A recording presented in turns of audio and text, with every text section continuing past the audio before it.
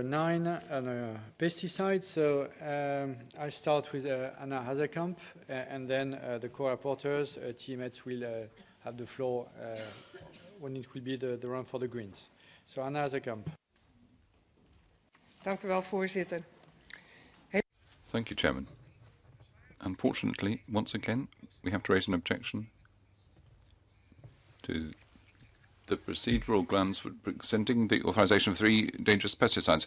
Recently, an overwhelming majority of the European Parliament backed our objection and called for no further extensions to be granted for pesticides where it has been established that they pose threats to people, animals and the environment. And yet, just a few days later, along comes the Commission again with another procedural extension. In this instance, we're talking about an extra year for demoxystrobin amongst others, and Mancozeb.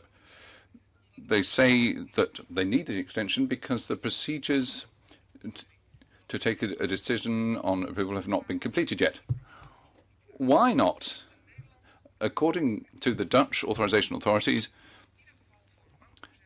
in the case of Mancozeb, at least there's quite enough information available to EFSA to be able to take a decision right as of now.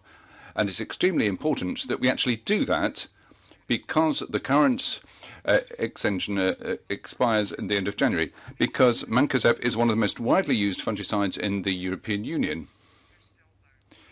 And it makes people incurably ill. In countries such as the Netherlands and France, where this poison is widely used by farmers, there are strong indications that farmers and their families and neighbours are becoming ill as a result. It's not just neurotoxic. On top of that, the Risk Assessment Committee in ECHA have concluded that this is dangerous to advancing categories 1, A and B.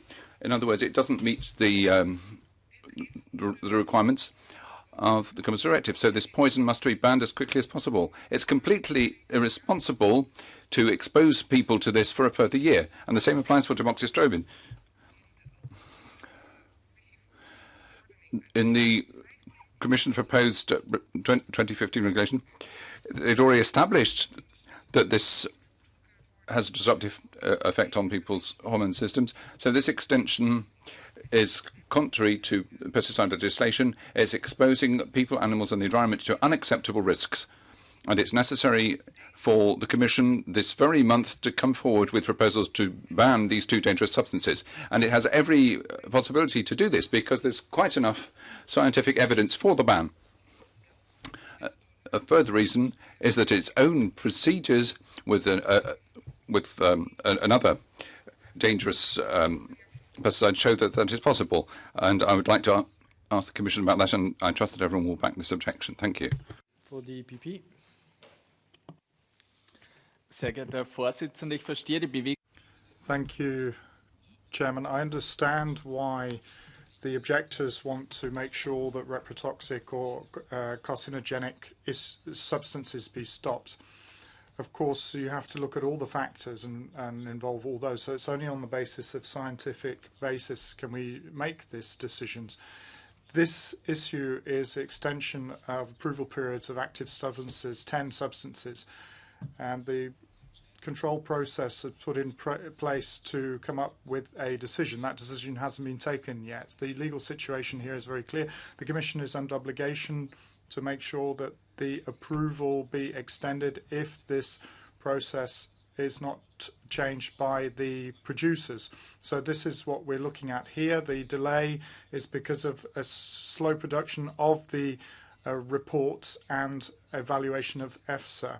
That means that the decision on the 3, 6 or 12 months has to be made on the basis of the EFSA report. The support of this objection would constitute a completely arbitrary decision on a product. This would allow that active substances would not be able to be used in farming practices in the EU, and the farmers would be taken hostage by this situation where in some cases there aren't any substitutes available. Furthermore, some farmers would be put at a disadvantage in the EU vis-à-vis third country farmers. The European agriculture produces under very stringent conditions and produces the best food. This legislation, i.e. the objection, is bringing into question those standards. So I think we should reject this objection. Jutta? No? Okay. For Renew, Martin Osik. Thank you, Chair. I think this is sadly another case where Commission has packaged together pesticides that are not a substantial problem with pesticides that are active substances that are a problem. And here again, it's about specifically two of them, and that's the mancozeb and I don't dare to pronounce that one, demoxystrobin, where I think the problem is that they really don't meet, and we already know they don't meet the cutoff criteria for authorization. And it somehow feels that on one hand, there is a pressure to keep them on the market as long as possible by extending the assessment. And on the other hand, I think the Commission should use the possibility to act just like it's finally doing and very well doing on the chlorpyrifos case. So I think there is, this objection is not about all the active substances, it's about specifically two of them. And I think it's time that we really substitute the hazardous pesticides. Thank you. Thank you. For ID, no speaker. For ECR. Okay. We are against the objections. I think that the predictability for the farmers, it's an important issue. It's just an extension, so we do not see that this objection is well established.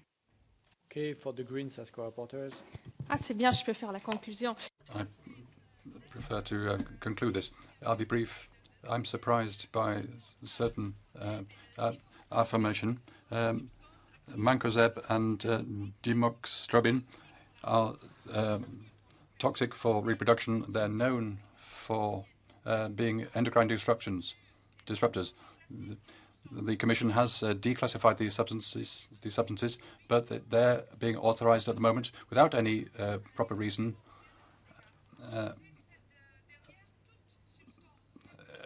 Any reprotoxic substance shouldn't be authorized, and the authorizations of these types of substances should be limited in time.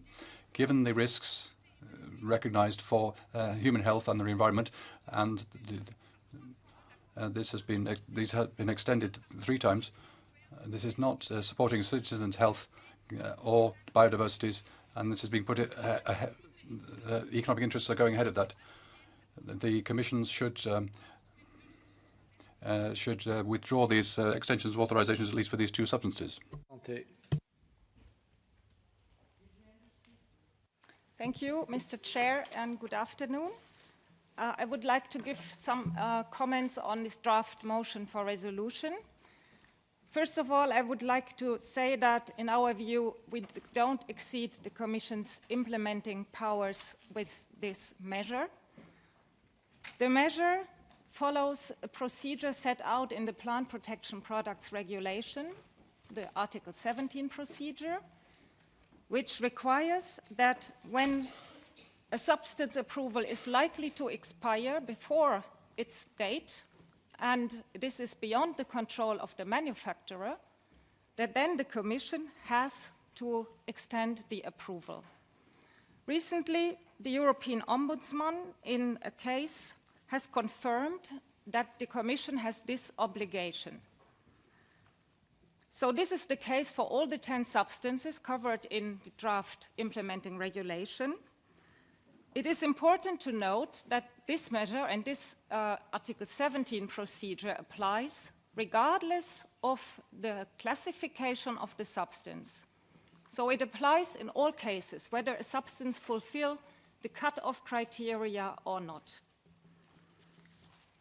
So it means the classification does not establish grounds for us not to extend the approval period. Regrettably, there are delays in the procedure. They can occur, and they have occurred in the past. And this has had various reasons. Often there is delays in the assessment by the rapporteur member states, but in these two cases we had specific reasons. There was a parallel assessment of the hazard classification by the European Chemicals Agency. This is a procedure the Commission is using now more and more to avoid inconsistencies.